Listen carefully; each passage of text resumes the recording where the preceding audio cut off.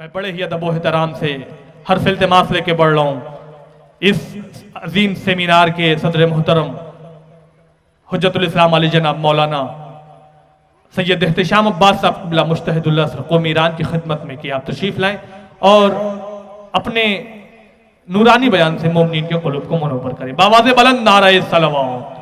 السلام علیکم ورحمۃ اللہ۔ حضرات، صدر سیمینار یا صدر محفل یا کسی بھی جلسے کی صدر کے مقدر میں مجمع کی تلچھٹ ہوتی ہے، بہت محدود افراد۔ میں دو مطلب آپ کی خدمت میں عرض کرنا چاہتا ہوں۔ بسم اللہ الرحمن الرحیم۔ الحمدللہ رب العالمین وصلی اللہ علی سیدنا محمد وآلہ الطاہرین وعلی آلہ الطیبین الطاہرین المعصومین المنتجبین الاکرمین۔ قال اللہ الحکیم فی کتابہ الکریم۔ بسم اللہ الرحمن الرحیم۔ ان اول بیت وضع للناس للذی ببکۃ مبارکا وہدی للعالمین۔ بلا شبہ روئے زمین کے اوپر وہ پہلا گھر جو بنایا گیا انسانوں کے لیے بنایا گیا تھا، وہ گھر جو مکے میں تھا اور عالمین کے لیے ہدایت تھا۔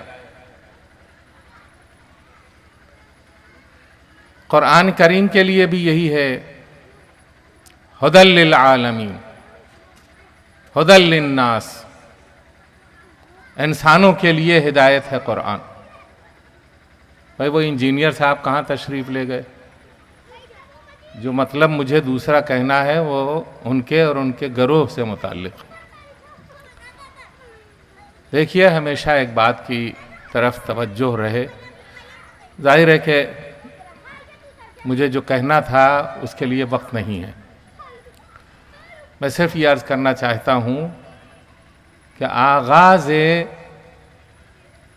ہدایت الہی کعبے سے ہے۔ کعبہ تمام انسانوں کی ہدایت کا سرچشمہ ہے۔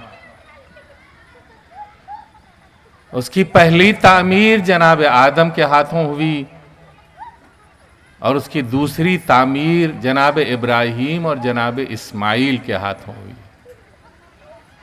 طہر بیتی للطائفین والعاکفین والرکع السجود۔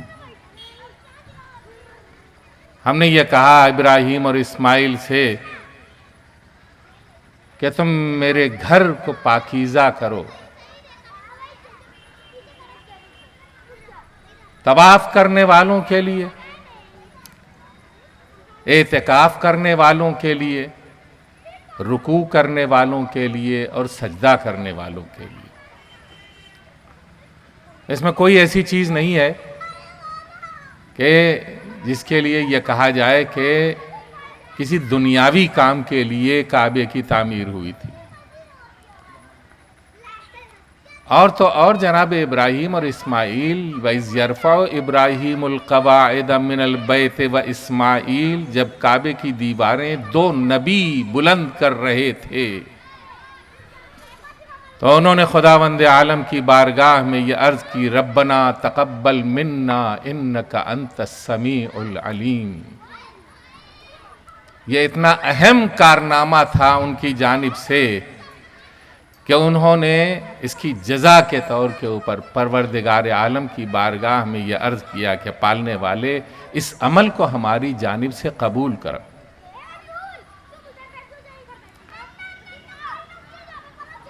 کعبہ طیب و طاہر ہوا، پاک و پاکیزہ ہوا۔ دیکھیے، بعض جگہوں کی طہارت جو ہے وہ چاہے 360 بت لا کے رکھ دیے جائیں، جب بھی اس کی طہارت میں کمی نہیں آتی. اور چونکہ طہارت میں کمی نہیں آتی، لہذا بتوں کی موجودگی کے باوجود جناب فاطمہ بنت اسد کے لیے خدا نے ایک نیا در کھولا اور حیدر کو اپنے گھر بلایا. اور جب حیدر کو اپنے گھر بلایا تو یہی حیدر وہ حیدر تھا کہ جس کی پوری زندگی کا آغاز اور انجام علم ہے. دیکھیے ہمارے یہاں ایک چیز ہوتی ہے اور وہ یہ کہ ہم تعمیریں کرتے ہیں، مسجدیں تعمیر کرتے ہیں اور امام بارگاہ تعمیر کرتے ہیں. پیغمبر اسلام نے جب مدینے میں آنے کے بعد تبلیغ کا آغاز کیا تو سب سے پہلا کام یہ کیا کہ مسجد النبی کی تعمیر کی. اور مسجد النبی کی تعمیر کے بعد جو کچھ بھی کیا اسی مسجد سے کیا. تعلیم دی تو اسی مسجد سے، فیصلہ کیا تو اسی مسجد سے، اسی مسجد کے اندر سزا دی، سزا سنائی تو اسی مسجد کے اندر، سمجھ رہے ہیں، مسائل اجتماعی حل کیے تو اسی مسجد کے اندر، سماج کی برائیوں کو دور کیا تو اسی مسجد کے اندر، جو فیصلے سنائے تو اسی مسجد کے اندر. ہمارے ذہن میں مسجد کا تصور کیا ہے؟ امیر المومنین نے اپنی خلافت میں جس مسجد کو اپنی حکومت کی تمام کاموں کے لیے منتخب کیا، اس مسجد کا نام کیا ہے؟ مسجد کوفہ. وہیں سارے فیصلے ہوتے تھے.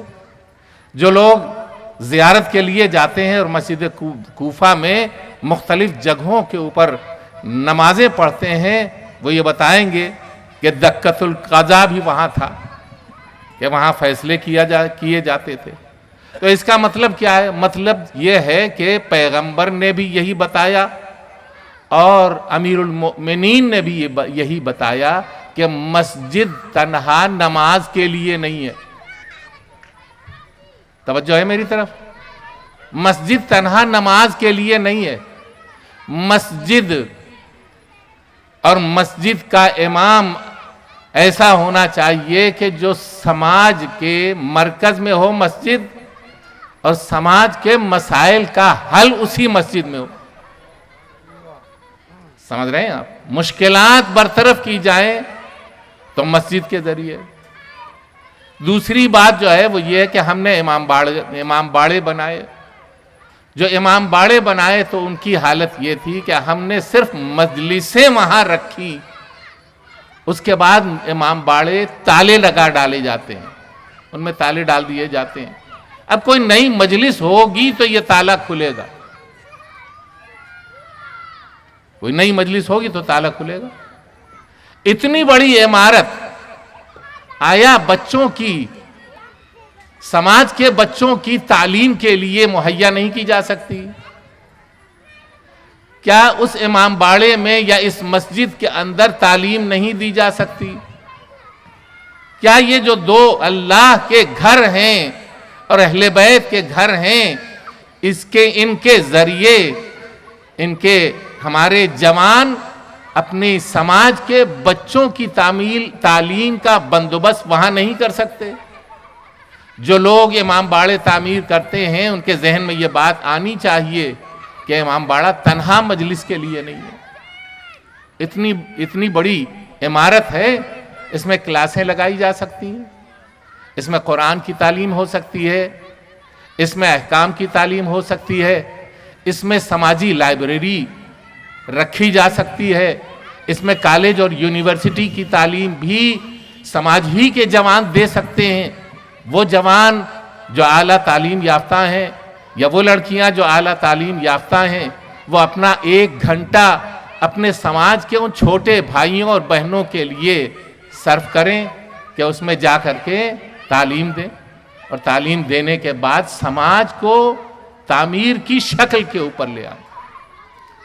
دونوں چیزیں ہیں، ہمیشہ اس بات کو مد نظر رکھنا چاہیے.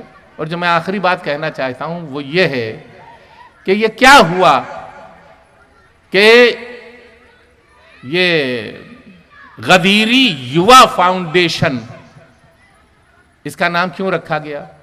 اس لیے کہ جوان اکٹھا ہوئے ایک کار خیر انجام دینے کے لیے۔ تاریخ ہمیشہ یہی بتاتی ہے کہ جب کار خیر کا کوئی مرحلہ ہوتا ہے تو جوان اٹھتے ہیں، اور تجربے نے یہ بات بھی ہمیں بتائی کہ جوانوں کے علاوہ اگر بوڑھوں کے اوپر بھروسہ کیا جاتا ہے تو وہ عین موقع کے اوپر فرار کی راہ اختیار کر لیتے ہیں، عین موقع کے اوپر فرار کی راہ اختیار کر لیتے ہیں۔ ڈٹتے جو ہیں وہ وہی جوان ہیں، جہاں فشانی جو کرتے ہیں وہ وہی جوان ہیں، بھلائی کے کاموں کے بارے میں جو سوچتے ہیں اور عمل کرتے ہیں وہ وہی جوان ہیں۔ مولائے کائنات نوجوان تھے جب اسلام کی بنیاد رکھی گئی جناب ابو طالب کے گھر میں۔ علی اگر کھڑے نہ ہوتے تو رسالت کی آواز دب گئی ہوتی۔ یہ ایک نوجوان تھا کہ جس نے پیغمبر کی نصرت میں اپنے آپ کو پیش کیا۔ علی جوان تھے تو فاتح خندق تھے، علی جوان تھے جو فاتح خیبر تھے، علی جوان تھے تو فاتح احد تھے، علی جوان تھے جو فاتح بدر تھے۔ جوان ہے جس کے اندر گرم خون رہتا ہے اور وہ چاہتا ہے کہ وہ اپنے معاشرے اور اپنے سماج کے لیے کچھ اچھے کام کرے۔ میری آخری گفتگو اور بات یہ ہے کہ ان جوانوں کو کہ ان کے عمل کو سراہا جائے، اور نہ صرف یہ کہ سراہا جائے بلکہ ان سے صحیح معنوں میں استفادہ کیا جائے، اور ان کے دل میں بھی یہ بات آنی چاہیے کہ ہمیں اپنے سماج کے چھوٹے بچوں کو کس طرح علی ابن ابی طالب سے جوڑنا چاہیے۔ ہم یہ نہیں کہتے کہ صرف اور صرف مجلسوں کے ذریعے علی ابن ابی طالب سے جوڑا جا سکتا ہے بچوں کو، صرف مجلسوں کے ذریعے نہیں، اعلیٰ تعلیم دلوائیے، لیکن انہیں گمراہ نہ ہونے دیجیے۔ چھٹے امام کی ایک حدیث ہے، اس حدیث کو پیش کر کے آپ کی زحمت کو تمام کرتا ہوں۔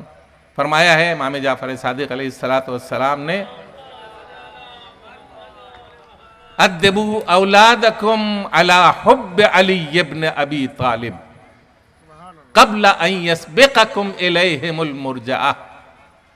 یہ تصویر ہے کہ جو میں آپ کے سامنے پیش کر رہا ہوں۔